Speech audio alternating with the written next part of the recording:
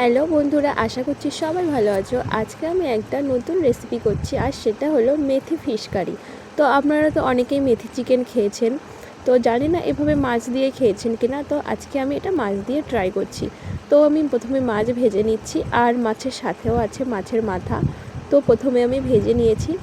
এবার আমি কড়াইতে তেল দিয়ে দিয়েছি। তেল গরম হয়ে গেছে, ফোড়নে দিলাম জিরে।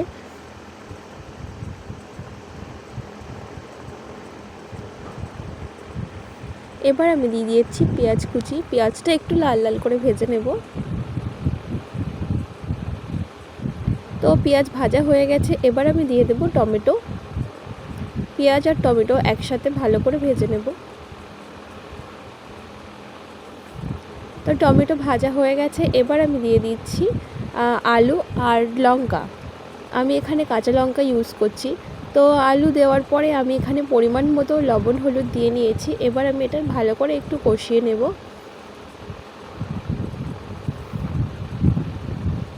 তো এটা আমি কষিয়ে নিয়েছি, এবার আমি দিয়ে দিচ্ছি পরিমাণ মতো জল।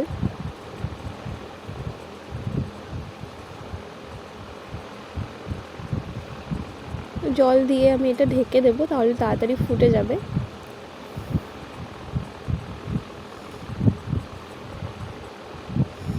তো দেখুন বন্ধুরা, ঝোলটা ফুটতে শুরু করে দিয়েছে। এবার আমি দিয়ে দিলাম ভেজে রাখা মাছ আর মাছের মাথা। তো মাছ আর মাছের মাথা দিয়ে আমি আবারও ঢেকে দেবো।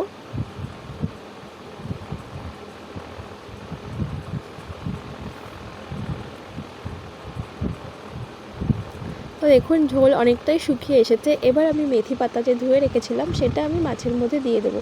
তো বন্ধুরা, আপনারা অবশ্যই এইভাবে একবার মেথি পাতা দিয়ে ফিশ কারি করে খেয়ে দেখবেন, খুবই ভালো লাগবে আশা করছি। আমার তো খুবই ভালো লেগেছিলো।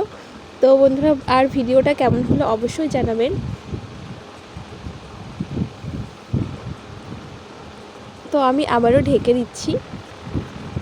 তো দেখুন আমার মেথি ফিশ কারি একদম পুরো রেডি হয়ে গেছে। তো আপনারা অবশ্যই এভাবে খেয়ে দেখবেন আর জানাবেন কেমন হয়েছে। আর এইরকম নতুন নতুন রেসিপি পেতে আমার চ্যানেলটা সাবস্ক্রাইব করে রাখবেন।